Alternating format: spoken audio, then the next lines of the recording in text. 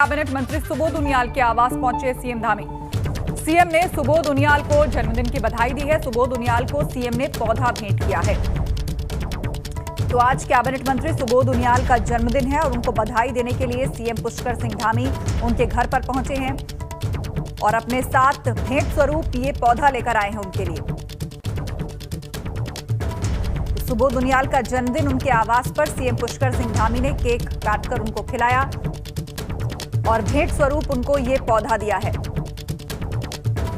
इस वक्त की अहम खबर आपको बता दें, देहरादून में पुष्कर सिंह धामी सूबे के सीएम कैबिनेट मंत्री सुबोध उनियाल के घर पहुंचे और यहां पर उनका जन्मदिन मनाया गया।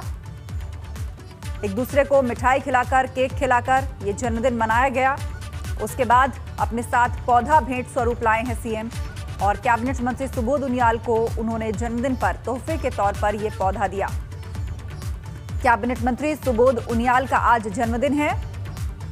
कार्यकर्ताओं समेत सीएम पुष्कर सिंह धामी उनके आवास पर पहुंचे हैं और जन्मदिन इस अंदाज में मनाया गया है। ये एक्सक्लूसिव तस्वीरें आप देख रहे हैं देहरादून से, जहां पर कैबिनेट मंत्री सुबोध उनियाल को पौधा भेंट किया गया सीएम पुष्कर सिंह धामी द्वारा।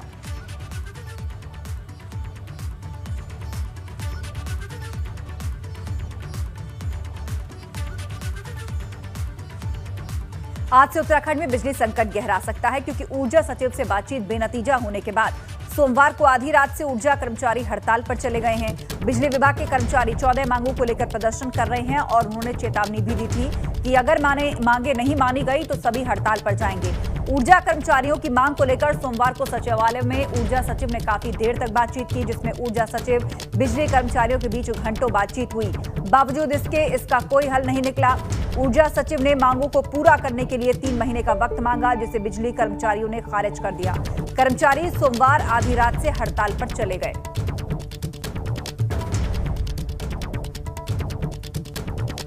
तो उत्तराखंड में हड़ताल पर है ऊर्जा कर्मचारी, जिस कारण सूबे में बिजली संकट मंडरा सकता है। मांगे पूरी न होने पर ऊर्जा सचिव ने मांगा था 3 महीने का वक्त। आज भी बातचीत करके कर्मचारियों को मनाने पर मंथन किया जाएगा। सोमवार आधी रात से हड़ताल पर चले गए हैं ऊर्जा कर्मचारी। तो आज से बिजली संकट का सामना उत्तराखंड को करना पड़ सकता है। आधी रात से कर्मचारियों ने हड़ताल शुरू कर दी है। ऊर्जा सचिव से कर्मचारियों की बातचीत बेनतीजा रही है, जिसके बाद हड़ताल पर जाने का फैसला ले लिया है ऊर्जा कर्मचारियों ने। तो आज से बिजली संकट से सामना हो सकता है उत्तराखंड वासियों का। क्या मांगे हैं वो भी जान लीजिए। एसपी ग्रेड पे संविदा कर्मियों का नियमितीकरण, समान काम समान वेतन की मांग, 7वें वेतन आयोग में पुरानी 955 की एसीपी व्यवस्था खत्म होने से नाराज, पुरानी पेंशन व्यवस्था की बहाली, ये इन मांगों में से अहम है। सभी मांगों पर सहमति नहीं बन पाई, इसीलिए नाराज होकर ऊर्जा कर्मचारी अब हड़ताल पर चले गए हैं। आधी रात से ही कर्मचारियों ने हड़ताल आरंभ कर दी है। ऊर्जा सचिव से कर्मचारियों की बातचीत बेनतीजा रही है।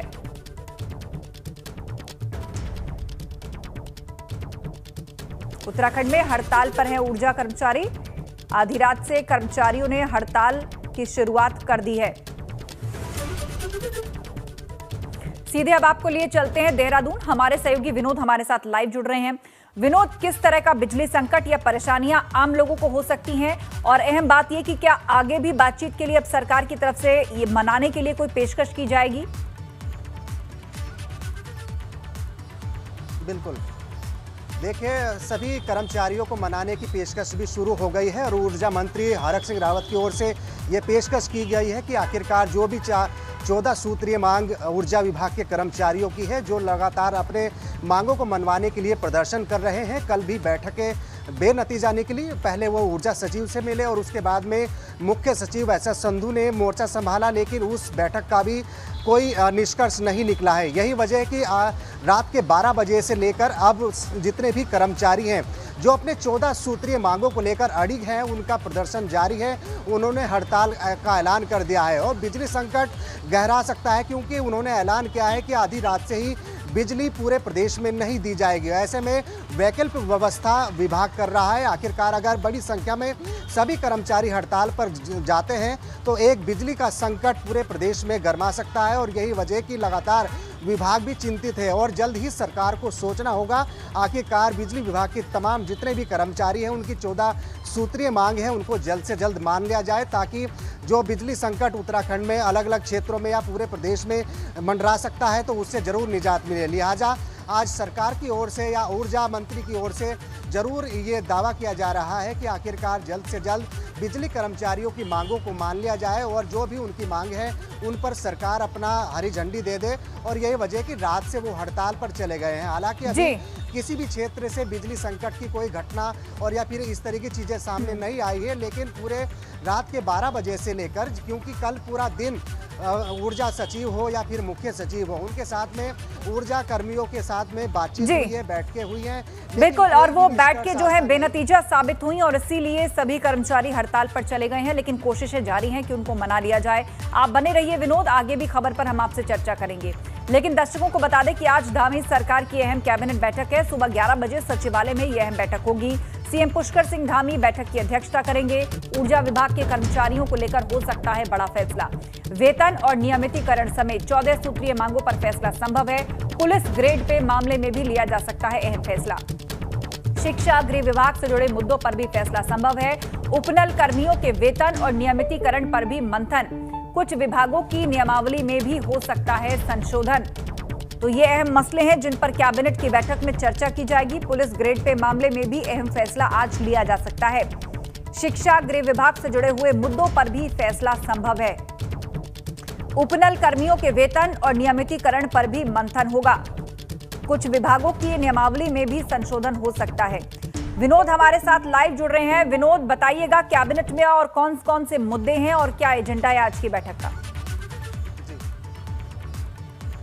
बिल्कुल, आज तक देखिए, आज सचिवालय में 11 बजे मुख्यमंत्री पुष्कर सिंह धामी की अध्यक्षता में महत्वपूर्ण कैबिनेट बैठक होनी है और जिसकी अध्यक्षता मुख्यमंत्री करने वाले हैं। आज बहुत ही महत्वपूर्ण है और कई मसलों को लेकर आज के अपने मंत्रिमंडल अपनी मोहर लगा सकता है। और सबसे पहले बात करें शिक्षा, स्वास्थ्य और रोजगार से संबंधित कई निर्णयों पर आज मंत्रिमंडल अपनी हरी झंडी दे सकता है। और उसके साथ साथ ऊर्जा विभाग के जिस तरह से कर्मचारी हड़ताल पर है उसको लेकर फैसला हो सकता है और जिस तरह से 14 सूत्रीय मांग ऊर्जा विभाग के कर्मचारियों की है उसको लेकर हरी झंडी मिल सकती है। और उसके साथ साथ उपनल कर्मी वेतन और नियमितीकरण को लेकर मांगों पर अड़ी है, उसको लेकर भी आज मंत्रिमंडल अपनी हरी झंडी दे सकता है। इसके अलावा करीब 900 से ज़्यादा अधिक ऐसे पद हैं प्रधानाचार्य से प्रधान अध्यापक से लेकर प्रिंसिपल के पदों पर पदोन्नत होने के लेकर भी उन पर भी कुछ निर्णय हो सकता है। और ऐसे में एक सरकार की गले की फांस बना हुआ है ग्रेड पे पुलिस का, यानी पुलिस कर्मियों के ग्रेड पे का मामला उत्तराखंड में गरमाया हुआ है। और ऐसे में जो सब कमेटी गठित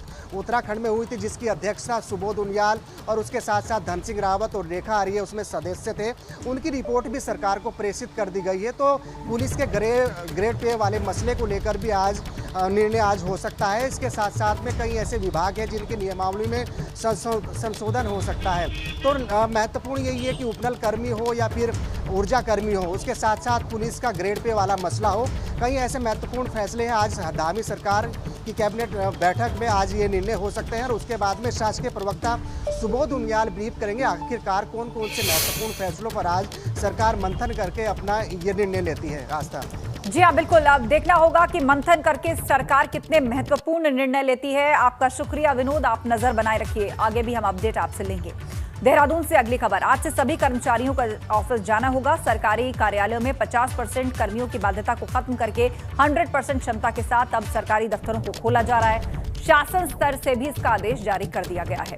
तो कोविड काल के चलते 50% अटेंडेंस और 50% वर्क फ्रॉम होम की तर्ज पर जो सरकारी कार्यालयों में काम चल रहा था, अब उस छूट को खत्म करते हुए 100% अटेंडेंस के साथ सरकारी दफ्तरों में काम होगा। शासन से आदेश भी जारी हो गया है। आपको तस्वीर हम दिखा रहे हैं, ये वो ऑर्डर है। आज से सभी कर्मचारियों को ऑफिस जाना होगा। सरकारी कार्यालयों में 50% कर्मियों को बुलाने की बाध्यता अब खत्म हो गई है। उत्तराखंड के अंदर सभी सरकारी दफ्तर खुलेंगे, 100% क्षमता के साथ खुलेंगे सरकारी दफ्तर। शासन ने भी इसके लिए आदेश जारी कर दिया है। उत्तराखंड में एक हफ्ते और बढ़ाया गया है कोरोना कर्फ्यू। नाइट कर्फ्यू को सख्ती से लागू करवाएगी सरकार। स्पा सैलून खोलने को सरकार ने यह फैसला लिया है। 100% क्षमता के साथ सरकारी दफ्तर खुलेंगे। राजनीतिक कार्यालयों के आयोजन को भी मंजूरी दी जाएगी। तो स्पा सैलून खोलने का सरकार ने फैसला लिया है। 100% क्षमता के साथ खुलेंगे सरकारी दफ्तर। राजनीतिक कार्यक्रमों के आयोजन को भी मंजूरी दे दी गई है।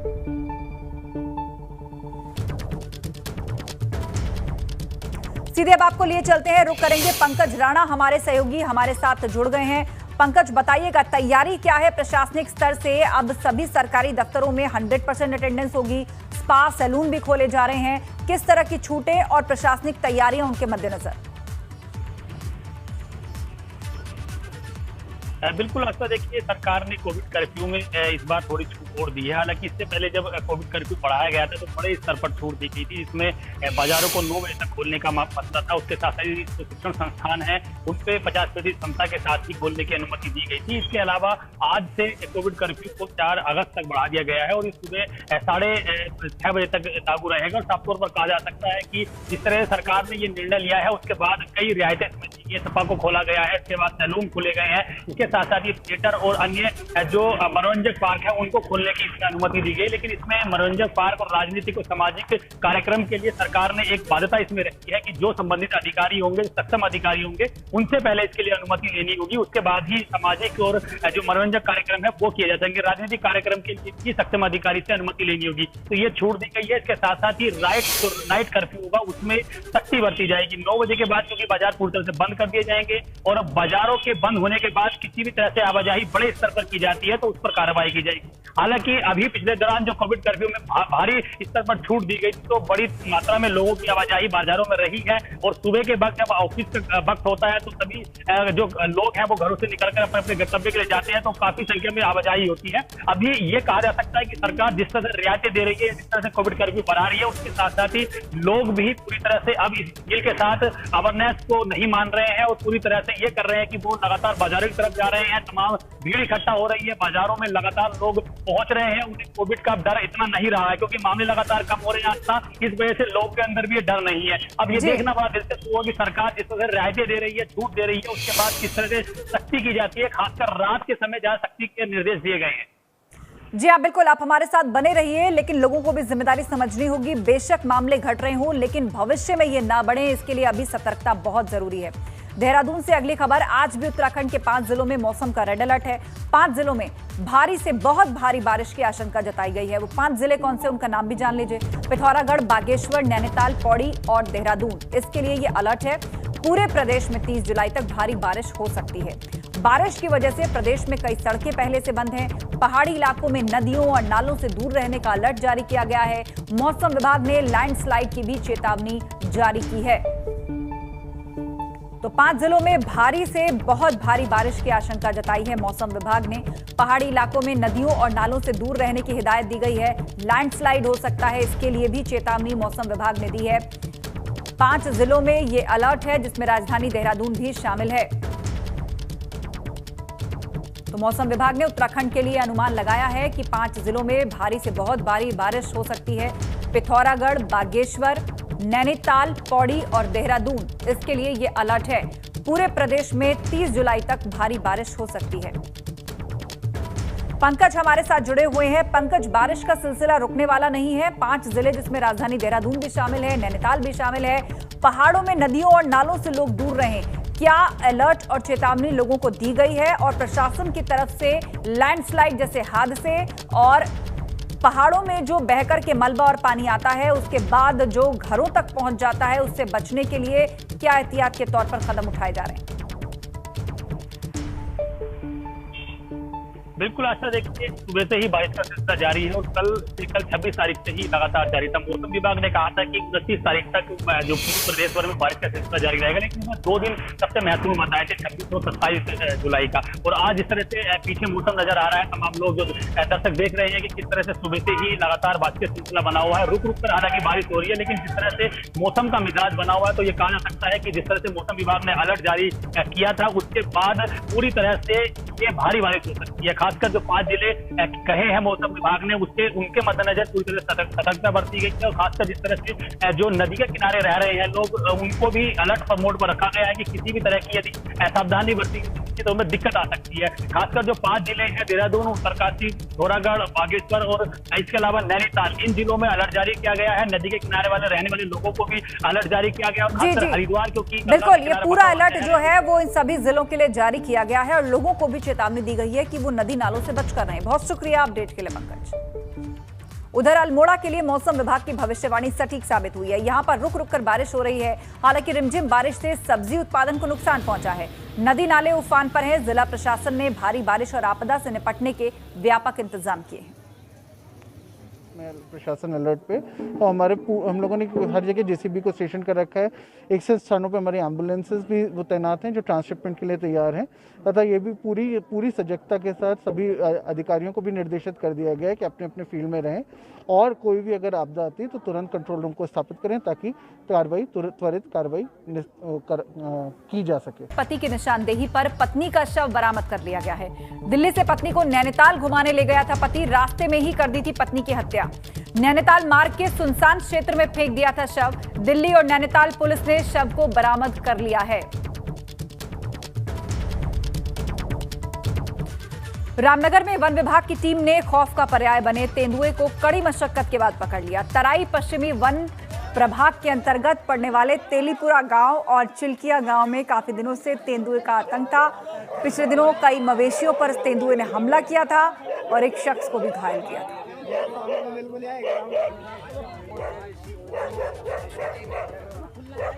तो ये तेंदुआ आखिरकार पकड़ में आ गया है वन विभाग के, जिसकी दहशत से लोग परेशान थे।